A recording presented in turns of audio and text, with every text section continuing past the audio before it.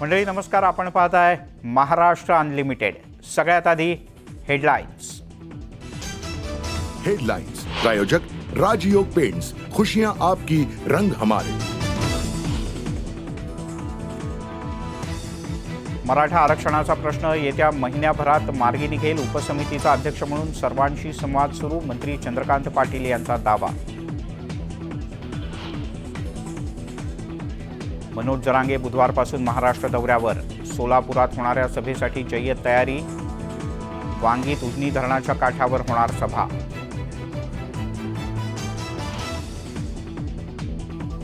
माझा हिशोब बाकी, एकेकाला तोडल्याशिवाय राहणार नाही। मेहकरमधल्या राड्यावरून आमदार संजय गायकवाड यांचा इशारा।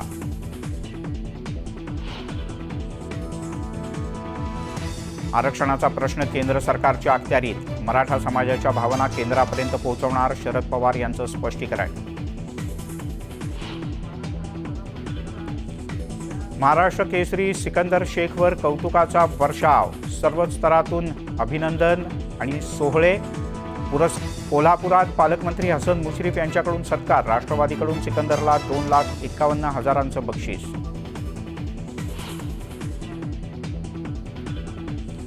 ऊस आंदोलनाच्यामुळे कोल्हापुरात कायदा सुव्यवस्थेची स्थिती निर्माण। मुख्यमंत्र्यांनी तातडीनं राजू शेट्टींशी संपर्क साधून ऊस दराचा प्रश्न सोडवावा, आमदार सतेज पाटील यांची मागणी। कारल्यातल्या एकविरा गडावर आकर्षक सजावट। पाडव्याच्या निमित्तानं मंदिर रंगीबेरंगी फुलांनी सजलं।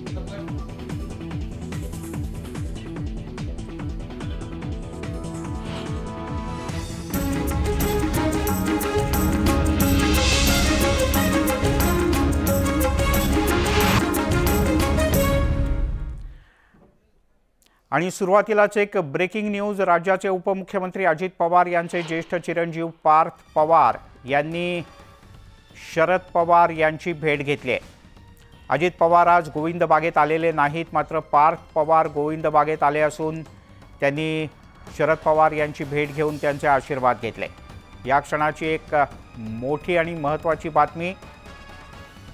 गोविंद बागेत दरवर्षी महाराष्ट्राच्या वेगवेगळ्या भागातून शरद पवार यांना भेटण्यासाठी, दिवाळीच्या शुभेच्छा देण्यासाठी अनेक जण येत असतात। आज अजितदादा या पाडव्याच्या सोहळ्याला येणार का नाही याची चर्चा होती। अजित पवार आले नाहीत। जितेंद्र जाधव आपले प्रतिनिधी आपल्यासोबत जोडले गेले। जितेंद्र, अजितदादा नाही आले पण पार्थ पवार आलेत।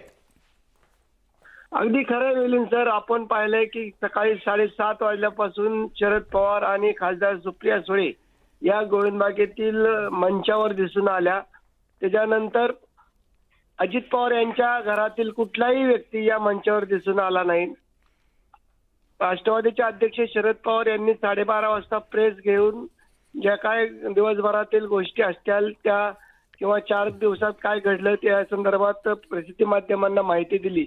अजित पवार यांना डेंग्यू असल्याचं कारण देत त्यांनी गर्दीमध्ये येण्याचं टाळलं। या संदर्भात खासदार सुप्रिया सुळे यांनी देखील आपल्याला स्पष्ट केलं। दुपारी हा सकाळी 7:30 वाजता सुरू झालेला दिवाळी भेटीचा कार्यक्रम दुपारी 1:30 वाजता संपला आणि त्यानंतर आता थोड्याच वेळापूर्वी अजित पवार यांचे ज्येष्ठ चिरंजीव पार्थ पवार यांची गाडी आतमध्ये गेली। आता आतमध्ये गेल्यानंतर संपूर्ण पवार कुटुंबीय त्या ठिकाणी होतं। कोणाकोणाची भेट झाली हे अद्याप आपल्याला कळू शकले नाही, परंतु गाडी आतमध्ये गेली आणि गाडी बाहेर गेल्यानंतरचा व्हिडिओ आपल्या हाती लागलेला आहे। आणि याच्यात आपल्याला असं सांगितलं जातंय की या गाडीमध्ये पार्थ पवार होते आणि पार्थ पवार। ठीक आहे, आपण अपेक्षा करूयात जितेंद्र की याच्याबद्दलची अधिक माहिती किंवा कदाचित काही फोटो पुढच्या काही वेळात आपल्याला उपलब्ध होतील। पण पार्थ पवार यांनी शरद पवार यांची भेट घेतली आहे।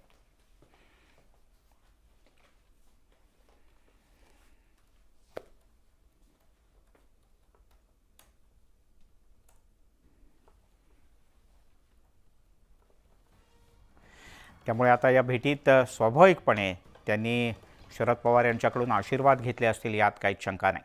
तिकडे राष्ट्रवादीचे अध्यक्ष शरद पवार यांनी पाडव्याच्या निमित्तानं माध्यमांशी संवाद साधला। यावेळेला त्यांनी मराठा आरक्षणासह व्हायरल झालेल्या दाखल्याबद्दल सुद्धा भाष्य केलं। आरक्षणाचा प्रश्न हा राज्य सरकार आणि केंद्राच्या अंतर्गत येतो, मात्र मराठा समाजाच्या भावना केंद्रापर्यंत पोहोचवण्याचं काम आम्ही करू, असंही शरद पवार म्हणाले। तसंच जातीबद्दल बोलताना माझी जात कोणती आहे हे सगळ्यांना माहिती आहे. जन्मानी जी प्रत्येकाची जात असते ती लपून राहूच शकत नाही, अशा शब्दात शरद पवार यांनी टीकाकारांचे कान टोचले.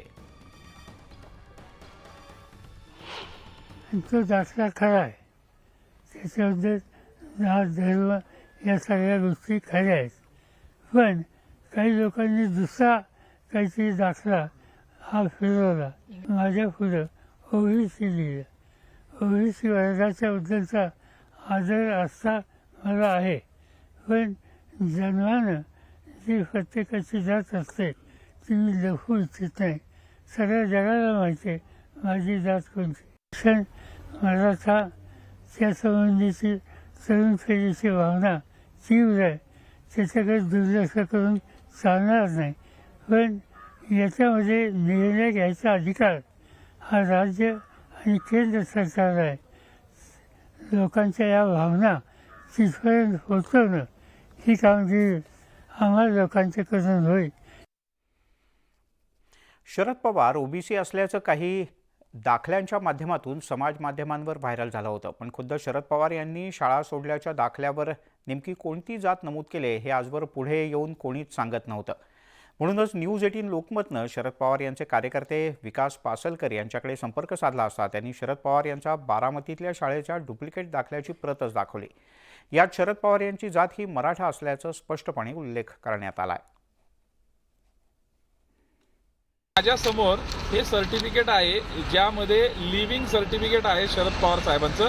बारामतीमध्ये 10वी-12वी पर्यंतचं झालेलं शिक्षण, या शिक्षणाचं लिव्हिंग सर्टिफिकेट, त्याच्यामध्ये मराठा ही जात ही क्लिअर कट आपल्याला दिसून येते की हे षडयंत्रकारी लोक हे नागपूरच्या सेंटरमधनं यांना रसद पुरवली जाते आणि शरद पवारांना बदनाम करण्याचं हे षडयंत्र आखलं जाते. वळूयात पुढच्या बातमीकडे. नगर जिल्ह्यात गुहा गावात पूजेवरून 2 गटात मोठा राडा झाला होता. या मारहाणीच्या नंतर गावात तणावाचं वातावरण निर्माण झालंय. या प्रकरणी गुहा गावात बेमुदत बंद पाळण्यात येतोय. 2 समुदायांनी परस्परांच्या विरोधात पोलिसात फिर्यादी दाखल केल्या असून जोपर्यंत गुन्हा मागे घेत नाही तोपर्यंत गाव बंद राहणार असल्याचं गावकऱ्यांनी म्हटलंय.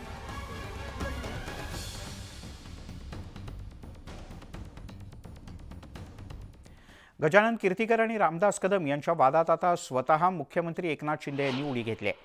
रामदास कदम यांना मुख्यमंत्र्यांनी फोन केला आणि संध्याकाळी 6 वाजता रामदास कदम यांना वर्षाभर भेटीसाठी बोलावलंय. गजानन कीर्तिकर आणि रामदास कदम यांच्यात सध्या जोरदार वाकयुद्ध सुरू आहे.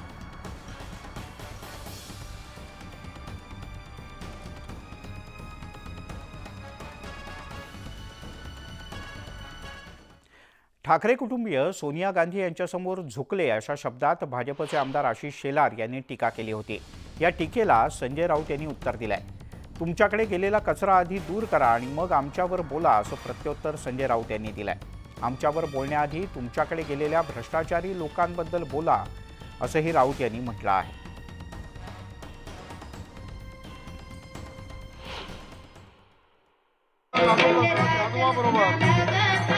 हिंदू आणि हिंदुत्वाची चेष्टा करणाऱ्या स्टॅलिन समोर तुमचा कणा चुकला.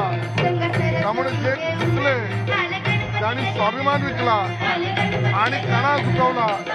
त्या आदित्य ठाकरेंनी महाराष्ट्राच्या स्वाभिमानाबद्दल चर्चा करणं याच्यापेक्षा मोठी चेष्टा ती काय. अरे तुमच्याकडे जो कचरा आलेला आहे त्या कचऱ्यावर बोला, तो कचरा साफ करा, जेसीबी तिकडे लावा. आमच्याकडे काय बोट दाखव. आम्ही समर्थ आहोत कचरा साफ करायला, स्वच्छ करायला, राजकारण आणि संघर्ष करायला. आमदार शहाजीबापू पाटील यांनी संजय राऊत यांच्यावर घणाघाती टीका केली आहे. खासदार संजय राऊत म्हणजे राजकारणातील सापाची गोळी असल्याचा टोला त्यांनी लगावला. संजय राऊत यांचं वस्त्रहरण झालं असून 2024च्या निवडणुकीत पुन्हा हजारोंच्या मताधिक्यानं आमदार म्हणून निवडून येऊ असा विश्वासही त्यांनी व्यक्त केला.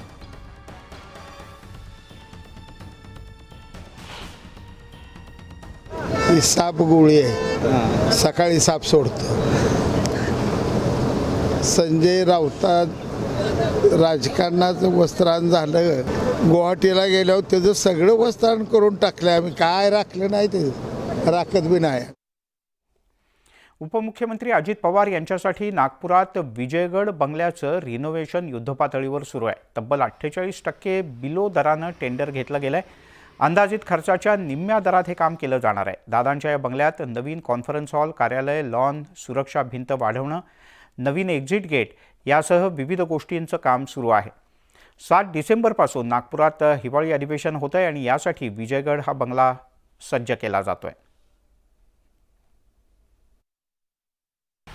उपमुख्यमंत्री अजित पवार यांचा नागपुरातील पत्ता विजयगड हा सरकारी बंगला असणार आहे. खरं तर राज्यामध्ये पहिल्यांदाच 2 उपमुख्यमंत्री आहेत, त्यामुळे नागपूरमध्ये एका उपमुख्यमंत्र्यांसाठी देवगिरी नावाचा बंगला असतो. मात्र आता अजितदादा दुसरे उपमुख्यमंत्री झाल्यानंतर त्यांचं निवासस्थान कुठलं असेल हा पेच जो आहे तो प्रशासनासमोर होता आणि त्यावर तोडगा काढण्यात आलेला आहे. PWDचा 31/1 हा बंगला आता अजितदादा पवार यांच्यासाठी राखीव करण्यात आलेला आहे आणि सध्या या बंगल्याची जी आहे ती मोठ्या प्रमाणात डागडुगी केली जात आहे.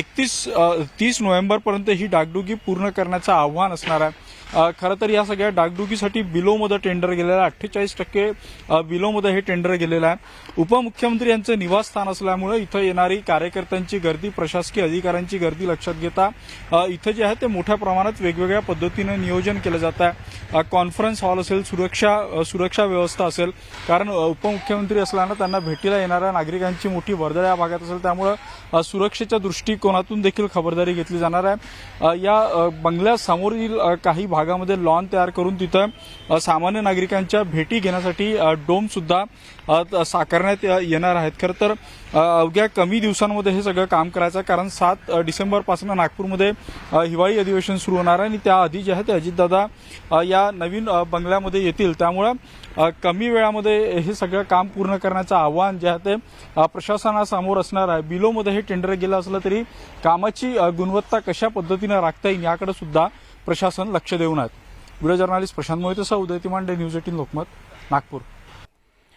मुख्यमंत्री वैद्यकीय सहाय्यता कक्षाचे प्रमुख मंगेश चिवटे यांनी आंतरवाली सराटीत जाऊन मनोज जरांगे पाटील यांची भेट घेतली. यावेळेला दोघांमध्ये काही महत्त्वपूर्ण चर्चा झाली. राज्य सरकारनं तातडीनं मराठा आरक्षण द्यावं या संदर्भातलं वेळापत्रक देण्याची मागणी मनोज जरांगे यांनी केली आहे. दरम्यान बीडमध्ये आंदोलकांवर नाहक गुन्ह्यांमध्ये त्यांना अडकवण्यात येत आहे. आंदोलकांवरचे गुन्हे तातडीनं मागे घ्यावेत अशी मागणी सुद्धा जरांगे पाटील यांनी केली आहे.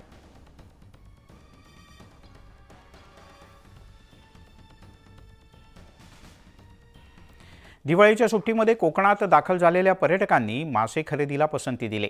रत्नागिरी जिल्ह्यातल्या हर्णे बंदराची ताजे मासे मिळण्याचं बंदर अशी खास ओळख आहे. त्यामुळे पर्यटकांचा आनंद लुटण्याबरोबरच बंदराच्या परिसरात आलेल्या पर्यटकांनी आणि नागरिकांनी लिलावात ताजे मासे खरेदी करण्याचा अनुभव घेतला.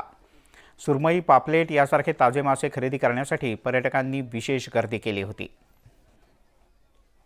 हर्णे बंदरामध्ये मोठ्या प्रमाणात मासे खरेदीसाठी पर्यटकांनी पसंती दिलेली आहे. आपण पाहतोय हर्णे बंदरातल्या लिलावामध्ये पर्यटक मासे खरेदी करतायत. सुरमई असेल, पापलेट असेल किंवा कोळंबी असेल, असे अनेक जे मासे आहेत ते ताजे मासे कोकणातल्या हर्णे बंदरामध्ये मिळतात आणि तेच मासे खरेदी करण्यासाठी प्रचंड प्रमाणात पर्यटकांनी आज गर्दी केलेली आहे.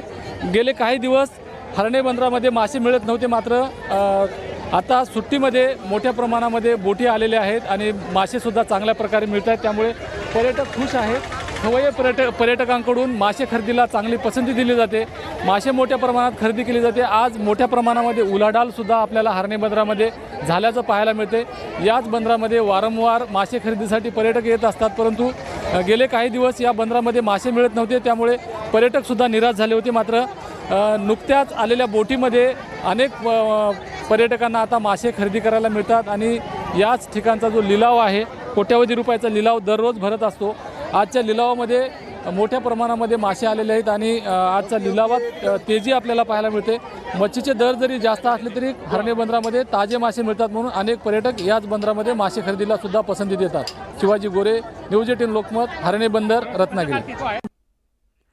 आंबेगाव तालुक्यात 2 ठिकाणी विहिरीमध्ये पडलेल्या बिबट्याचा बछडा आणि मादी बिबट्याला वाचवण्यात वन विभागाला यश आलं. रांजणी इथे विहिरीमध्ये बिबट्याचा बछडा पडला होता, तर लौकी इथे विहिरीमध्ये मादी बिबट्या पडल्याचं समोर आलं. रेस्क्यू टीम आणि ग्रामस्थांच्या मदतीनं त्यांना विहिरीतून सुखरूप बाहेर काढण्यात यश आलंय. विहिरीतून काढलेल्या बिबट्याचा बछडा हा अंदाजे 3 ते 4 महिने वयाचा असून मादी बिबट्याचं वय अंदाजे 2.5 ते 3 वर्ष आहे. त्यांना उपचारासाठी माणिकडोह बिबट निवारा केंद्रात पाठवण्यात आलं आहे.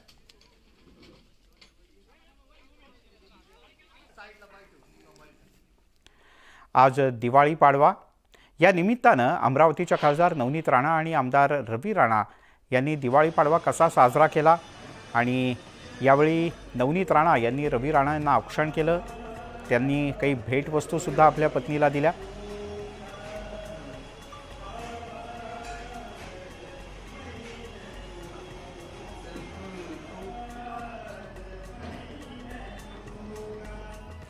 दिवाळी पाडव्याच्या निमित्तानं लोणावळ्यातील आई एकविरा देवीचं मंदिर फुलांनी खास सजवण्यात आलं आहे. मंदिर आणि मुख्य गाभाऱ्याला फुलांची अतिशय आकर्षक सजावट करण्यात आली आहे. कार्लागडावरील आई एकविरा हे ठाकरे कुटुंबियांची कुलदैवता असं मानलं जातं. दिवाळी पाडव्याच्या निमित्तानं संत तुकोबारायांचं मंदिरसुद्धा आकर्षक फुलांनी सजवण्यात आलं आहे. रंगीबेरंगी फुलांच्या सुगंधानं संपूर्ण मंदिराचा परिसर दरवळून निघालाय. विठ्ठल रुक्मिणीच्या मुख्य गाभाऱ्यात तसंच तुकोबांच्या शिळा मंदिराला फुलांची विशेष सजावट करण्यात आली आहे.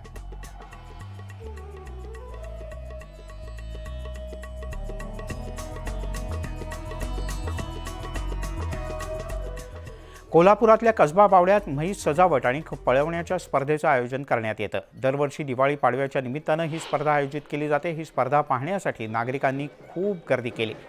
दुसरीकडे वर्धा जिल्ह्याच्या ग्रामीण भागात सुद्धा अनेक वर्षांच्या प्रथेनुसार गावातून गवळण काढण्याची परंपरा आहे. गायीच्या प्रती कृतज्ञता व्यक्त करण्यासाठी गायीला सजवून पारंपरिक वाद्य ढोलताशा वाजंत्री लावून गावातून मिरवणूक काढली जाते. ही परंपरा आजही ग्रामीण भागात पाहायला मिळते.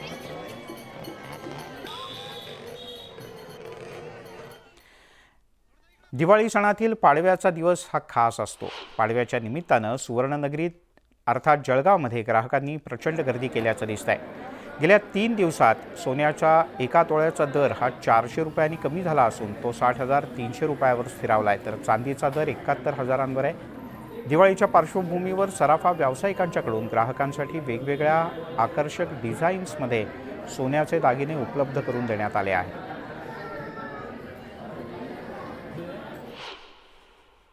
अख्ख्या राज्यात प्रचलित असलेल्या जळगावच्या सुवर्णनगरीत आज पाडवा या सणानिमित्त मोठी गर्दीची रेलचेल पाहावयास मिळते.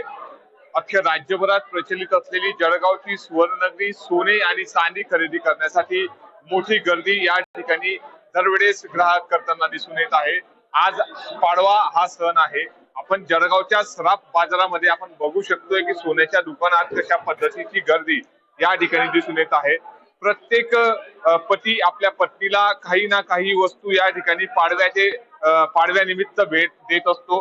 याच भेटवस्तू देण्यासाठी आज असंख्य पती पत्नी या सोने बाजारामध्ये आपल्याला दिसून येत आहे.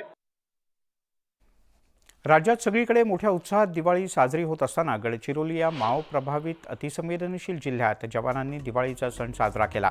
कुटुंबियांच्यापासून शेकडो किलोमीटर दूर असलेल्या जवानांनी कॅम्पवरतीच दिवाळी साजरी केली. देशाच्या विविध भागातल्या केंद्रीय राखीव दल आणि राज्याच्या इतर भागातून आलेल्या जवानांनी एकमेकांना दीपावलीच्या शुभेच्छा दिल्या.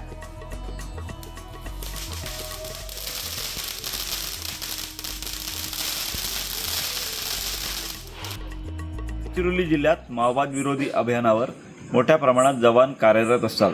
जिल्हा पोलीस दलासह SRP असेल, CRPF असेल, असे वेगवेगळे जवान आहेत. CRPFमध्ये देशाच्या वेगवेगळ्या भागातून आलेले जवान असतात. SRPमध्ये राज्याच्या वेगवेगळ्या भागातून पश्चिम महाराष्ट्र, विदर्भ, मराठवाड्यातून आलेले जवान असतील.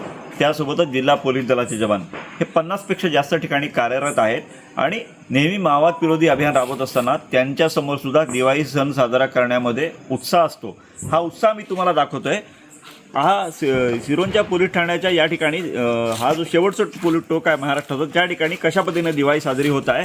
मोठ्या प्रमाणात या ठिकाणी जवानांनी दिव्यांची रोषणाई केलेली आहे, रांगोळी काढण्यात आलेली आहे. या ठिकाणी आपण बघू शकता महिला पोलीस कर्मचाऱ्यांनी रांगोळी सुद्धा काढलेली आहे. म्हणजे पोलीस ठाण्याला सुद्धा घरचं वातावरण देण्याचा प्रयत्न आहे. दिवे आहेत, त्यासोबतच फटाक्यांची आतषबाजी, फुलझडे असतील किंवा अनार असतील, त्यासोबतच फराळाचा बेत करण्यात आलेला आहे. मोठ्या प्रमाणात जवान जे आहे कुटुंबियापासून दूर असतात आणि जाती धर्म विसरून हे जवान या ठिकाणी दिवाळी साजरी करण्याचा प्रयत्न करतात. अतिदुर्गम भागातल्या जवानांना एक उत्साह वाढवण्याचा प्रयत्न पोलीस अधिकाऱ्यांकडून होतो. पोलीस अधीक्षकांनी C60च्या जवानांसोबत साजरी केली होती. आपल्यासोबत अधिकारी पण यांना विचारूया. अतिदुर्गम भागातले अनेक जवान जे आहेत कुटुंबियापासून दूर असतात, SRP असेल, CRPF असेल, जिल्हा पोलीस, कशा पद्धतीनं अशा पद्धतीने दिवाळी साजरी केली जाते? आपले जे जवान आहेत, बरेच जवान म्हणजे SRPFचे हे दुर्गम भागातून आले आहेत. जिल्हा पोलीसचे अधिकारी व जवान पश्चिम महाराष्ट्र, मराठवाडा, उत्तर महाराष्ट्र असे लांब लांबून आलेले आहेत व दिवाळीनिमित्त त्यांना स्वतःच्या परिवारासोबत सुद्धा राहता येत नाही. तर आणि CRPFचे जवान तर देशभरातून लांबून आलेले आहेत. महेश तिवारी, न्यूज 18 लोकमत, गडचिरोली. यासोबतच या बुलेटिनमध्ये इथेच थांबूयात. पाहत राहा न्यूज 18 लोकमत.